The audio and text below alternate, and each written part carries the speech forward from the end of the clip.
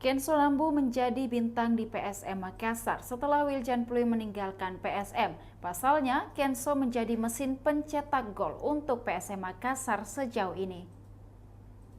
Kenso Nambu menciptakan 9 gol dari 19 kali penampilannya bersama tim berjuluk Juku Eja ini. Namun, performa terbaik Kenso hanya berada pada Liga 1 Indonesia saja. Performa itu belum terlihat selama pagelaran AFC Cup kali ini. Pada turnamen AFC Cup, Kenso sudah tampil di seluruh pertandingan PSM dengan durasi waktu 294 menit.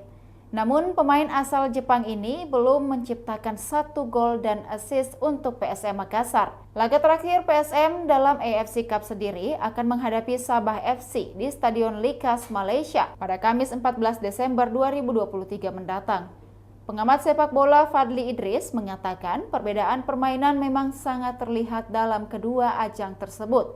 Kenso menang dengan gacor saat berada di Liga 1. Namun pada saat AFC Cup, kemampuan Kenso seakan tertahan. Menurutnya, Kenso memerlukan strategi khusus untuk dapat bermain sama seperti di Liga 1 Indonesia. Apalagi pertandingan menghadapi Sabah FC nanti, beban PSM Makassar sudah tak ada lagi, meskipun tidak berhasil lolos dari fase grup.